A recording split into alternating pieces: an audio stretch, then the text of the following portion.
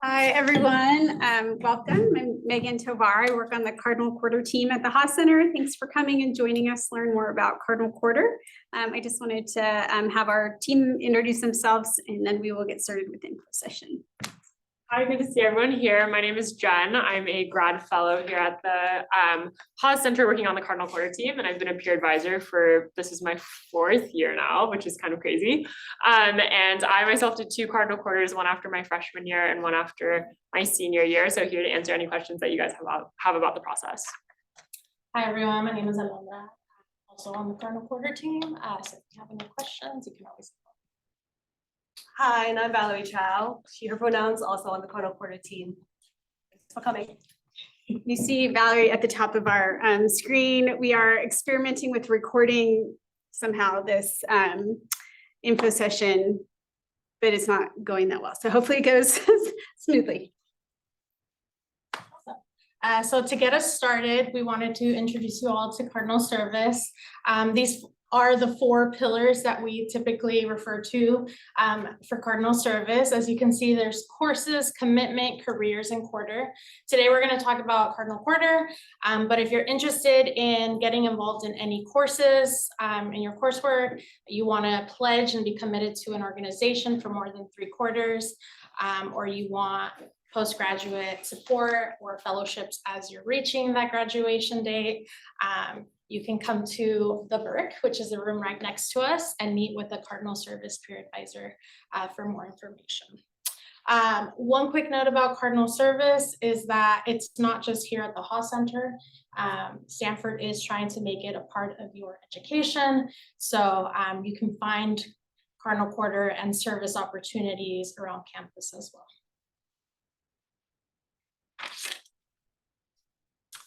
So for Cardinal Quarter specific, our fellowships are 9 to 12 weeks long. Most are 9 weeks, but there are a few that range up to that 12-week mark. We ask that students that do fellowships are doing full-time immersive work. And so that means typically it's happening in the summer because it is full-time. There are some opportunities for academic year fellowships, but you would need to be taking a leave of absence for that. So through these fellowships, we do offer stipends, so you can go work at a place that typically would be not funded, and we would fund you. And you are able to work anywhere in the world. You can work in your communities, around campus, you can go abroad. So that's something that makes this program a little unique. And we do partner, as mentioned, with approximately 30 campus partners, and there are over 500 opportunities that you can experience. So to find more information about our program, these are a couple links that you can take a look at. Feel free to take pictures if you'd like. There is a Cardinal Quarter website. It can get a little confusing, but if you have any questions, you can always reach out to us. And then there you can find all the fellowships that we offer, similar to the packet that some of you took. And then all of our applications are on Solo, and you can also find that through our website. And then a really great component that we have is the Cardinal Quarter map. And so on this map, you can see since 2016 or 15, I believe, former fellows. And so you can see the issue areas that they've focused on, where they've worked, different things like that. So great way to find organizations and also connect with former fellows. So just a couple program details to know about. So as mentioned, it is 9 consecutive weeks full-time. So that is at least 35 hours. Some students do end up doing more than 35 hours. It kind of just depends what you decide with your organization. Our stipend is $6,500, and there are supplements available. So if you're on any type of financial aid, if you're living in a high-cost area, that is all factored in. So there's a range. You can explore any type of pathway, so philanthropy, direct service, etc. A lot of options for you, not a lot of limitations. And then we do offer prearranged placements, self-designed placements, and we have projects available. So meaning we have a few opportunities that already have a job description. You would essentially just apply it like a regular internship. Those are fairly competitive, but great opportunities if you want more structure. And then the biggest chunk of our programming is our self-design opportunities. So you would go into the community, you would find the organization, you would do the back and forth with them, figuring out what projects you want to do, what you're hoping to get out of your experience, and then you would apply to us for the funding. So a little different. And then we have projects. So if there's a specific issue or something that you want to do for that organization, there's a chance to receive some additional funding for that specific project. We do ask that you work on site. We do allow hybrid opportunities. We do allow some fully remote opportunities, but we do encourage students to try to have a component in person. We've heard from a lot of former fellows that it makes a huge difference to build that connection in person. And then just so you all know, our application deadline is February 13th, which is coming up. And then we will have a guaranteed April 9th deadline. Please note that a lot of our opportunities will probably be due the February 13th. Some are very competitive, so keep that in mind. And our application is opening on December 6th, so 5 days from today. Yes. So is that a rolling application? No. Okay. So opens December 6th. You can submit before the February 13th deadline, but we will not start reading applications until that week. Okay. And then the second round will not open until the first one closes. So can vary. And as I had mentioned earlier, you can do domestic or international opportunities. We do ask that you check the status of the risk. So you can check ISOS risk ratings to see if where you're going is safe enough. If you have any questions about that, you can meet with us, email us. If you're going back home, for example, that can also look very different than someone who would be traveling to a brand new country.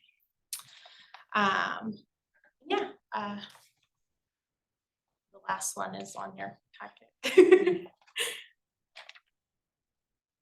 Awesome. So last year, there were actually close to 700 Stanford students who did a Cardinal Quarter related experience. I'm seeing some surprise faces. So there are a lot of students who get to have really cool experiences, and we just wanted to highlight a few here.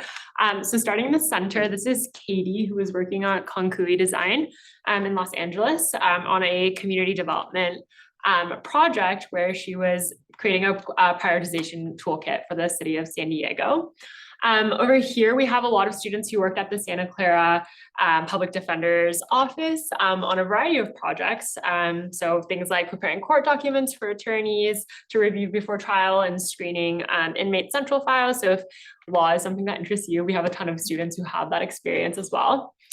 This is Akeem, who worked at the Georgetown Public Library on improving the library's operation system for a STEM enrichment program.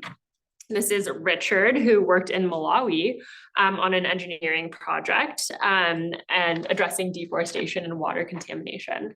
And then moving over here, so Susanna worked in Botswana at the Elephant Havens Wildlife Foundation, and they rescue and hand rear orphaned elephants in Botswana. And then this is Ishvi, who worked in India, creating an app to help young students practice English. So really incredible, diverse range of experiences. And then just to talk really quickly about my own, the summer after my freshman year, I was working at a local health tech nonprofit called Serum that was actually started physically in the Haas Center. So they are a really cool organization that redistributes prescription medications across the country. And then this past summer, I returned home to my hometown of Santa Barbara, and I was working at a nutrition nonprofit for older adults and people with chronic illness and cancer. So very different opportunities, and it's really what I like to tell students, it's whatever you're interested in and wherever you want to go in the world, we will find a way to fund you. Moving on. Great. So Do you mind if I borrow your sheet just for? Yeah, you yeah, get go you a new one. All good. Don't want to walk in front. So if you haven't seen this, it's on our website. You might have got it at the Cardinal Quarter Fair. But I think it's really helpful because it has like all of the fellowships in one place. And it doesn't mean like it's one fellowship per line, like a fellowship could have 25 fellows. But something that's really important to look at is this last two columns, which is the pre-arranged and the self-designed. So I think that's something unique about the Haas fellowships is they can be pre-arranged. They can look like more traditional internships that are set up for you and you just kind of apply to those. They're all listed on our website. And then the second bucket of fellowships is one that we have even more of, and those are self-designed. So that is you finding the organization that you would like to partner with, working with that organization to say like, I'm applying for this fellowship for 9 weeks of funded work this summer. Can we talk about what I might do for you, how I might be able to help? These are my skill sets, what you need, et cetera. And then applying once you've kind of come to this agreement that, you don't have to know what you're going to do every single day, but just this idea of like what you'd be doing if it's worthwhile for you and for them to work together. So a lot of people do this.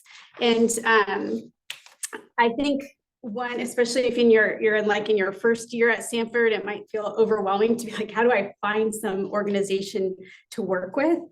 So we just wanted to highlight that that is a normal feeling to have. We have peer advisors who are really happy to walk through that process with you.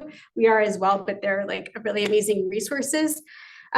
We also have on our website this connections sheet, which at the end you can scan this if you want, but it is actually people that have reached out to us, organizations that have reached out to say like, hey, we can support an intern. Most organizations really love a fully funded Stanford undergrad to come and spend 9 weeks with them, especially like because they get the help and they believe in like this pipeline of helping really committed people in their industry. So they write to us, there's maybe 100 or so on our list, and we don't really vet them. That's up to you to kind of like have a conversation to make sure, but you're wanted in many places, and that is the list of some of them. You can also look, we have something called For More Fellows, which is another link on our website. And that is like all the fellows that we've had, like the hundreds and hundreds. I think this year we have 57-page document. Every fellow got like a little paragraph of where they went this past summer. You can reach out to any of those organizations and say like, oh, hey, I know you hosted someone last summer. Would you be interested in it again? There's the alumni network, which you, even as an undergrad, you can kind of like get this superficial alumni membership, which allows you to look at different areas where alum might be working or different organizations. Professors and staff at Stanford, they also are super helpful. There's one professor, I think she's helped so many, she teaches a class on human rights and human trafficking, and she's helped so many people find organizations really all over the world. They take her class, they become really passionate about it, and then she's helped facilitate some introductions. So asking that way. There's some just really general resources that exist here as well. And you can see this website and these slides online after this as well. I also would say that a really popular profile especially after your first or second year, is to go back to your hometown. I guess you even did it after your senior year, to organizations that you are also familiar with. Maybe you worked at high school with them, or you were receiving services from that organization, and actually just chat. Like if you find a geographic area that you'd like to be, chatting with organizations that share an interest area or geographic location is another way to find a community partner. I can switch with you too. As Alondra said, there are 2 application deadlines. The first application deadline is February 13th. And for those applications, we hope to give answers like yes or no, you have funding by spring break. And for those that are applying for the April, the second round deadline, it will be more towards the end of May. So another reason to apply early is that you'd have your plans set. Either application deadline does some pre-fellowship experience in the spring. So that is an online program, kind of some Canvas modules that walk you through sort of the like logistics of a fellowship, also some Like for a lot of people, this is their first sort of like quote unquote professional experience. So how you would work in an office space or in a community that is new to you. And then the second learning experience that you would have is an in-person workshop where you get to meet all different fellows. And we talk about the principles of ethical and effective service, which are really like the cornerstone of why we have the fellowships and what we hope you learn and do with those fellowships. So that's here at the Haas Center, and it's about an hour and a half. And then you design a learning plan also, which is really like, I think very critical, because you're like, what do I want to get out of this experience, and how do I make a plan so that I can learn and contribute to the organization. And you often work in this learning plan, you'll have to get a faculty or staff mentor. So any non-undergrad could be like a mentor for you. So talking through the plan and using their expertise in different areas. During the experience, as we've talked about, it's 35 to 40 hours a week for 9 consecutive weeks. We ask that you begin your placement by July 8th so that you have time to do that 9 weeks before coming back in the fall. There's some small mid and end kind of reporting that we ask, and like a thank you letter to the donor for your fellowship. So kind of standard stuff that you'd expect for a fellowship. And then there's opportunities, and we really hope that you'll bring back a lot of the learning that you did to Stanford campus. There's opportunities to present and reflect, and then also serve as an ambassador for the program. Like Jen is a great example of all that also. And you probably talk to people at the Cardinal Quarter Fair or other peer advisors that are doing that kind of work. So eligibility, undergrads are usually preferred if they're continuing undergrads. So we fund lots of first year, second years. We also fund graduating seniors. Jen's actually co-terming, so that's even better if you're a graduating senior, because you're kind of coming back to the Stanford campus. Although we do fund some seniors that are just like gone from Stanford after they graduate. We welcome all academic disciplines. You can look through the former fellows, like anything you could study at Stanford, any interest area you could have, you'll read about someone that has done a fellowship related to public service in that area. And it's great. It's a great thing to look at too, to even just give you ideas about like what kinds of things they did at different organizations if you were to talk to an organization. Non-US citizens are also eligible. You are actually technically not an employee of whatever organization, which is if you're an international student, or you have different documentation needs, this is probably really important to you. So you're not an employee, so the stipend just goes to your bank account. You don't have to go through an employment process. So lots of international students find this to be a really helpful way to be funded for a summer experience. You do have to be enrolled both in the winter and spring at Stanford and be in good academic standing, which means you're taking like a general load of classes and you are not on academic probation. And you have to have health insurance for the duration of the service. That's on you to figure out what that means for you and how to get that. The application process, I would say, is not onerous. It's not a big thing. The big work is working with the organization for the self-design ones. Like that's where the work is. The application is really like, have you in the organization spoken? Do you have a good plan? Is no one going to be harmed in this process? Great. Like that's a solid application. They're short answers. The community partners, so the organization that you talk to, fills out a questionnaire. We do ask for a resume, and we'll have a resume workshop in the winter, and a name of a reference. So you do not need a letter of recommendation. No letters of recommendation needed. You would just list a reference. Maybe it's your RF, and we would reach out to them if we needed to during the process. For people that are applying to the pre-arranged, those are often essay questions. If you're applying to SIG, that's going to be a cover letter. On our website, if you look through the different fellowships, it will tell you the requirements for the application. We then interview, the next step, if you make that way, would be an interview, which is about 20 minutes with one of us and a peer advisor, and then we'd be able to offer really quickly after that. And we give you like a 48-hour sort of turnaround on that, so we can offer to someone else if it doesn't work for you. So selection criteria, we do hope that you are committed to public service, but we also know that you're just like an undergrad. Like we don't expect you to have a full resume. This is hopefully part of your resume from now after you have a fellowship. But we do like, have you taken some coursework in something that you're interested in? Have you done research on the organization or the neighborhood or the country, etc.? It's very short, succinct essays, so we ask that you communicate really clearly and really just like making sure this is like makes kind of sense in your narrative of your career or your academic life too. But we also like think this is like a first good professional experience too. So it's okay to say like, I haven't done a lot of this, but I'm interested in this. I've, taken some coursework, etc. We also, as Alondra had said, we would also add additional funding if you're working on a project, which is maybe something to think about if you're talking to an organization. They're like, oh, we really need like a community garden for the children at this organization, but it would be great if someone like, could help with that, but we don't always have the funding. So you can actually apply for a little bit of extra project funding up to $1,000 to kind of take the burden off the organization if you were working on something like that. We have more information on our website and we can also talk about that. If you're going abroad, we often could consider your language skills and your prior knowledge or experience with the country. We do have a new fellowship this year though, that is meant for new travelers.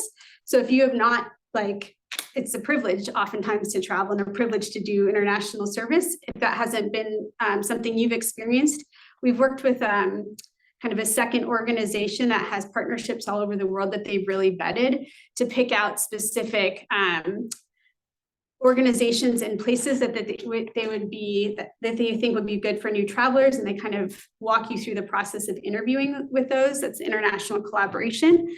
So again, maybe you're not fluent and you've not traveled to that place, but maybe you're thinking about going to a country in the continent of Africa. So you've taken an African studies class, or you plan to take one in the spring, etc. So just showing intention is great, even if you haven't had the experience.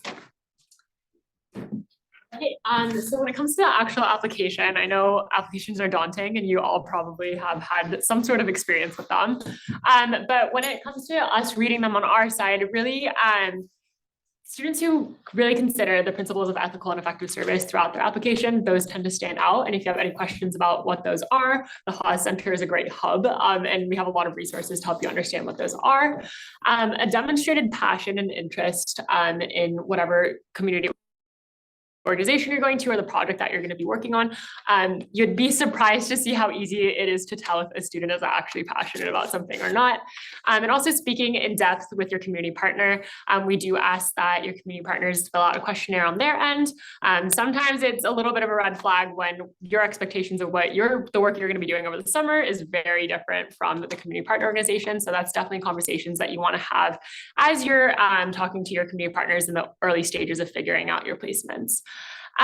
Also asking someone who knows you well to serve as a reference is really important. And this is something that you're going to run into for the rest of your life as you're applying to jobs.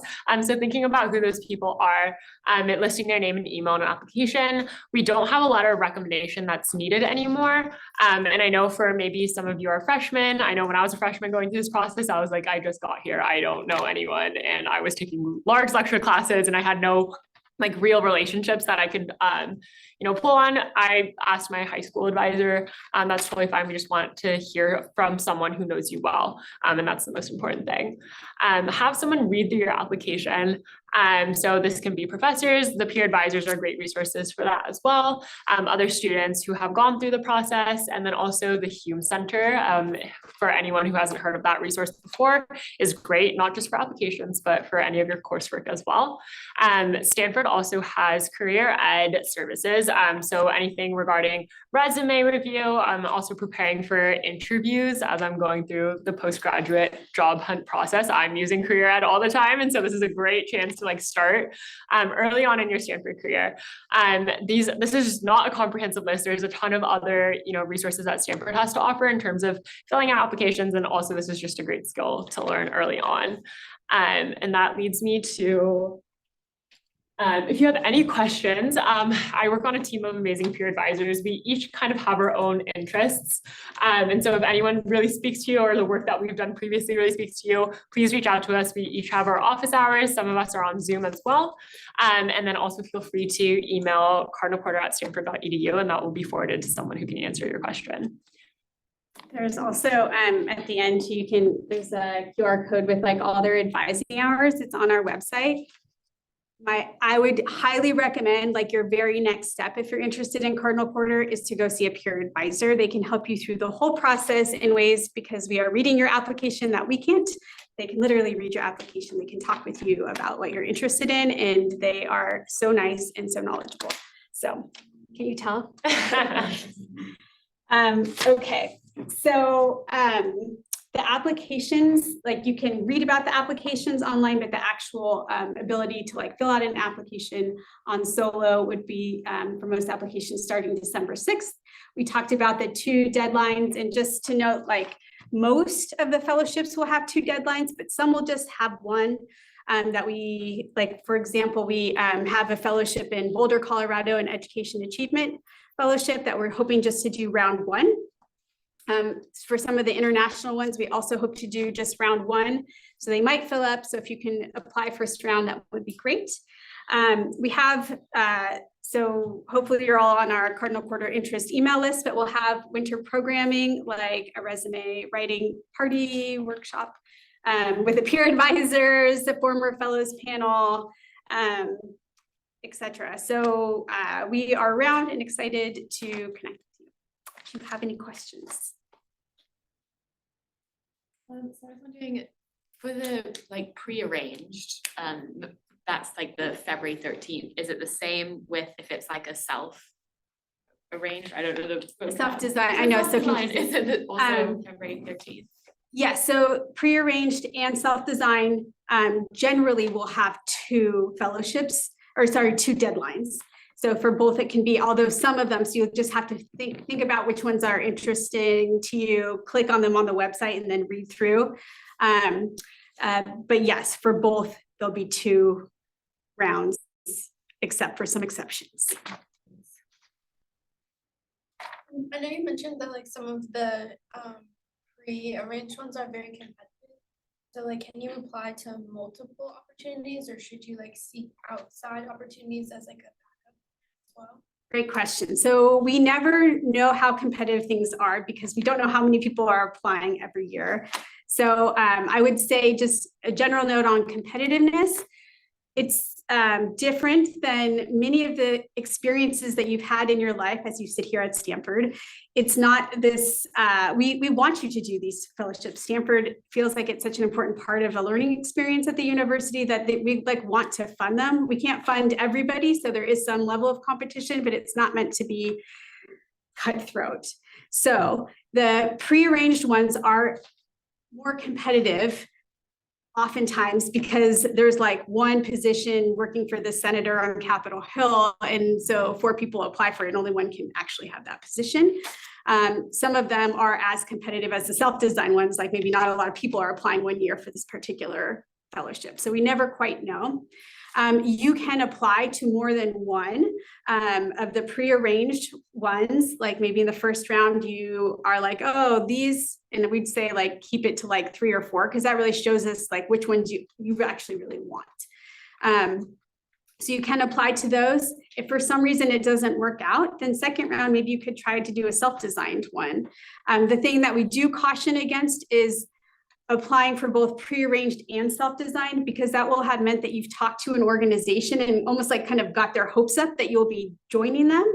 And then if you get something out, you're like, oh, sorry. So that's not great for them. Like I think we're all here today because we care about communities and public service and organizations. So the last thing we want to do is sort of leave an organization disappointed or high and dry, I think you get what I'm saying, but yeah, so maybe consider doing that in 2 different rounds if you're going to do that as well. The way you're speaking about it, so we can apply to some in the first round and get that out of the way and then spend the rest of the time applying to others. Like you can start after you've already applied to another one. Yeah, so and jump in if I'm like not being super clear, but so the first first round, if you apply to some prearranged ones, you will hear back. And if you get one, great, you're done. But if you're like, oh, I didn't get all of the ones I happened to apply to or so competitive, I didn't get one, then you would have time between, late February and April to say like, okay, I still want to do this. Let me see if there's an organization I can work with. I didn't get this one energy organization from the prearranged, but you know what? There's an energy organization I like in DC. I'm going to ask them. So you can apply a second time. Is that good? Okay. Sorry, I'm just gonna add, ideally, if you do get offered, whether it's self-designed or prearranged and you accept, we just don't want you to then say no. And then apply to like a different opportunity. This is more starting the self-designed, but in reaching out to organizations who may potentially have sort of like volunteer internship like timelines. I guess what's like your recommendation about like if that doesn't necessarily line up with like funding timelines, like how to best communicate that without trying to be like pushy in a sense? Like I just sort of, if there's a way to communicate that or any of you guys have had experience with that. Totally. I love that question and kind of gets at the logistical challenges of figuring out self-designed opportunities. So that will be kind of the case for a lot of bigger nonprofits who may already have like that kind of infrastructure built into their volunteering basis. And so figuring out timelines, the way that I approached it was after applying on their whatever site or application process that they had, I would also follow up with them and say, hi, I'm a Stanford student. I have this really great opportunity to receive funding from the Haas Center of Public Service. And would you consider, meeting me at meeting the timeline that where Stanford's working on. Correct me if I'm wrong, but I do believe in past cases, like there are ways that we can work around certain organizations. I know some organizations are like, making decisions on a different timeline than we operate on. And so like sometimes in the past, there's been like case by case review. But I would say most for all the, I want to say like 5 of the organizations that I was talking to my freshman year all had like their own volunteer application process, and then they were super responsive to those emails. Again, it's highly unusual that a volunteer will be coming in with an opportunity to be fully funded. And so a lot of organizations jump at that opportunity. So just kind of communicating that to them is really important. And they're normally very receptive. And if you have questions about how to phrase that email without being pushy, please come to me. I love those questions and great thinking about positionality.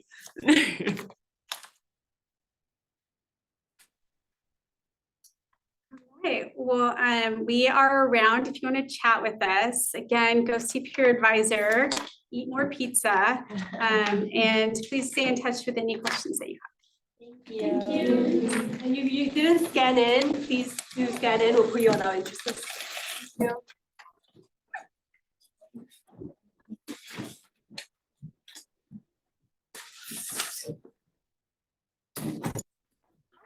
Yeah, of course, happy to.